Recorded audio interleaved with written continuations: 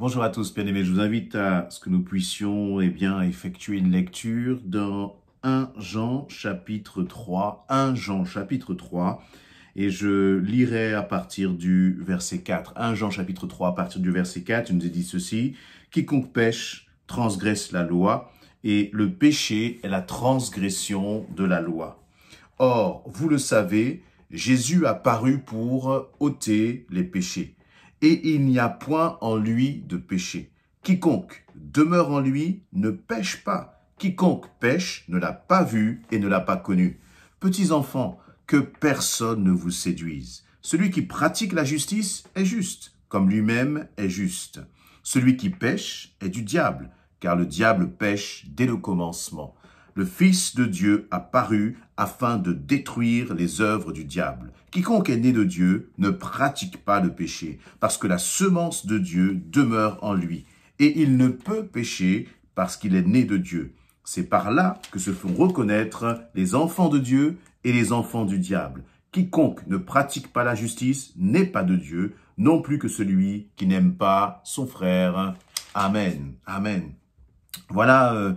Donc, dans ce passage, l'apôtre Jean est en train de montrer que on ne peut pas s'appeler ou se faire passer pour enfant de Dieu si nous n'avons pas une conduite qui soit à la gloire de Dieu. Et il dit donc, voyez, dans toute cette notion de la grâce, nous sommes sauvés. Tu es enfant de Dieu, c'est par grâce. C'est-à-dire que ce n'est pas par nos mérites, mais c'est par ce cadeau immérité de Dieu qu'il nous fait. Et c'est pour cela que nous sommes sauvés, lorsque nous acceptons ce cadeau qui est Jésus-Christ. Et en acceptant ce cadeau qui est Jésus-Christ, Jean nous rappelle ceci, c'est que Jésus est venu, il est venu pour ôter le péché, pour nous libérer du péché. Au verset 5, vous le savez, Jésus a paru pour ôter le péché. Et donc, si nous sommes enfants de Dieu, nous ne pouvons plus vivre en esclaves du péché, parce que Jésus-Christ est venu justement pour nous en délivrer, pour nous délivrer de la captivité à cause du pouvoir du péché. Et lorsque tu donnes ta vie à Christ, le péché a donc perdu son pouvoir sur ta vie. Et là, je crois que c'est important pour chacun de nous qui sommes enfants de Dieu de le réaliser. Parfois, c'est vrai que même en étant enfant de Dieu, on lutte contre le péché. Même en étant enfant de Dieu, on doit se battre parce que notre chair est là. Et l'auteur de l'épître aux Hébreux va dire dans Hébreux chapitre 12, que nous devons justement nous écarter de ce péché-là qui nous enveloppe si facilement. Voyez, et on peut être chrétien, on peut être enfant de Dieu et quand même avoir ce péché qui nous impacte si facilement. Et c'est pour cela que nous devons être vigilants. Et quel est le point de vigilance justement que Jean nous propose là? Il nous dit, petits enfants, que personne ne vous séduise. Déjà là, il y a une première réflexion qui est importante. C'est-à-dire qu'il ne faut pas se laisser tromper par certaines doctrines, par certaines façons de penser qui diraient que tu es enfant de Dieu, tu peux agir n'importe comment, tu peux faire n'importe quoi. Ce n'est pas cela la grâce. Et Paul va le dire aussi justement quand il va parler de cette dimension que c'est pour la liberté que Christ nous a affranchis. Mais nous ne devons pas faire n'importe quoi de cette liberté. Si tu es enfant de Dieu, ne te laisse pas séduire par une façon de penser ou nous séduire nous-mêmes en nous disant je peux pécher parce que de toute façon je serai pardonné. Non, celui qui pratique la justice est juste et donc celui qui pratique le péché est pécheur et les pécheurs n'entreront pas dans le royaume de Dieu. Ceux qui entreront dans le royaume de Dieu, ce sont des pécheurs qui ont été justifiés, rendus justes par Jésus-Christ parce que lui est venu ôter le péché de nos cœurs, de nos vies. Il nous est dit donc dans ce verset 8, justement, que le Fils de Dieu a paru afin de détruire les œuvres du diable. Et détruire les œuvres du diable, c'est détruire justement le péché dans nos vies, dans ta vie. Et donc, verset 9, il va dire, quiconque est né de Dieu ne pratique pas le péché, parce que la semence de Dieu demeure en lui, et il ne peut pécher parce qu'il est né de Dieu. Et là, donc, on voit bien que, si tu es né de Dieu, c'est-à-dire si tu as vécu cette cette nouvelle naissance, comme Jésus va le dire à Nicodème. Si tu es né de nouveau, et Jésus va expliquer à Nicodème, eh bien, tu es homme et donc tu es né d'un père et d'une mère, tu es né de la chair, tu as une naissance dans la chair. Eh bien, de même, il faut que tu aies une naissance, justement, en Jésus-Christ, une naissance par l'Esprit, une naissance spirituelle. Et lorsque tu as cette naissance spirituelle, donc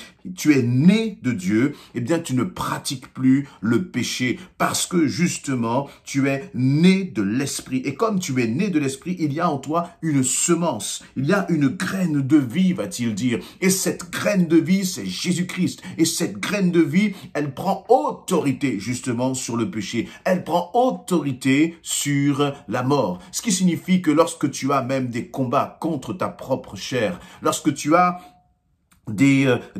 toutes sortes de tentations, lorsque tu as peut-être dans ton caractère, il y a des traits de caractère où tu vois que ce n'est pas conforme à ce que Dieu veut, cela n'est pas agréable à Dieu, eh bien, réalise ceci. Et c'est pour cela que je crois qu'il y a cette notion, ce terme au verset 7, petits enfants. Jésus te parle, Dieu te parle avec amour. Et il te dit, eh bien, rappelle-toi, souviens-toi que cette victoire sur ton péché, cette victoire sur ta colère, sur ta rancune, sur ton caractère, sur les choses justement qui te semblent t'échapper, eh bien, rassure-toi parce que Jésus a vaincu cela. Alors ne désespère pas, ne baisse pas les bras, mais au contraire, réalise que par ta nouvelle naissance, il y a en toi la semence de Dieu. Et je crois que c'est bon plutôt que de se culpabiliser, eh bien de venir justement au pied du Seigneur et de dire, Seigneur, je te demande pardon, parce que là encore, je me suis mis en colère, mais je veux réaliser que tu as mis en moi une semence, la semence de vie, la semence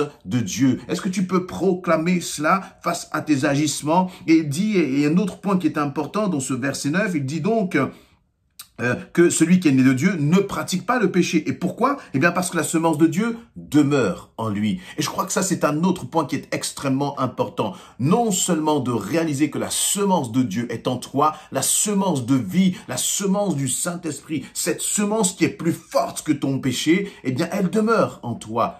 Elle est là, elle vit en toi. Mais ce qui est important, c'est cette idée vraiment de demeurer, c'est-à-dire de rester. Et pour que cette semence de vie demeure, je crois que nous devons en prendre soin. Je crois que nous devons arroser cette semence de vie en nous. Eh bien, ça nous rappelle, bien sûr, ce qui nous est dit dans Philippiens chapitre 4, au verset 8, qui va nous dire, eh bien, justement, que tout ce qui est l'objet, tout ce qui est honorable, ce qui est pur, ce qui est saint, ce qui est agréable, ce qui soit l'objet de nos pensées. Et c'est donc il y a nécessité d'arroser cette semence de vie. Quand est-ce la dernière fois que tu as prié sérieusement, quand tu t'es mis devant le Seigneur et que tu as pris du temps, tu as parlé à ton Seigneur? Quand est-ce la dernière fois où tu as lu la Bible? Je ne parle pas simplement de lire un petit verset et de dire on passe à autre chose, mais de passer du temps à étudier la parole de Dieu, de passer du temps à réfléchir à ce qu'elle te dit, de passer du temps justement à ce que dans ce que tu viens de lire,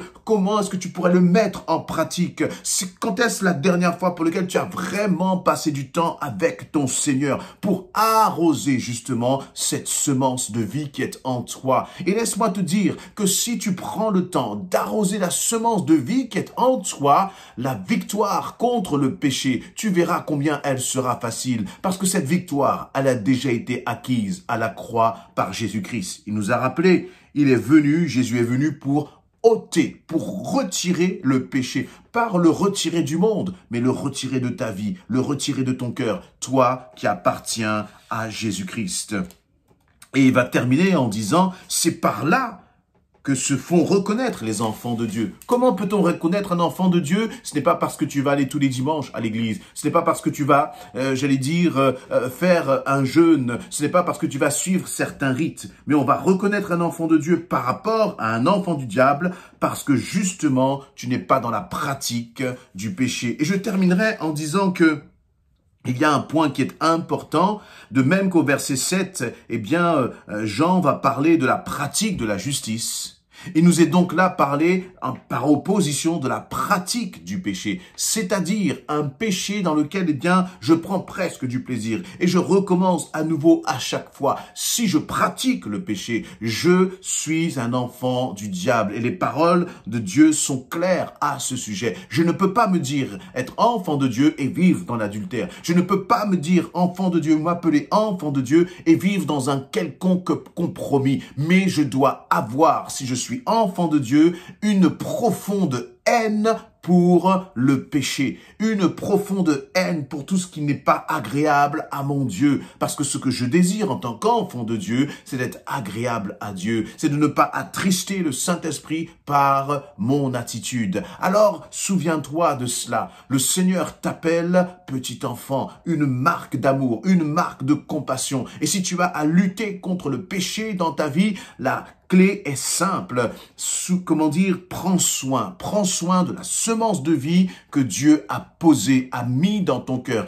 Arrose-la par plus de présence avec ton Seigneur. Et lorsque tu vas arroser cette semence de vie, le péché va reculer dans ta vie et tu vas pouvoir glorifier l'Éternel à travers tes actes, tes attitudes, sans te dire que c'est par ta propre force, mais c'est réellement parce que Christ vit en toi qu'il opère cette transformation. Amen.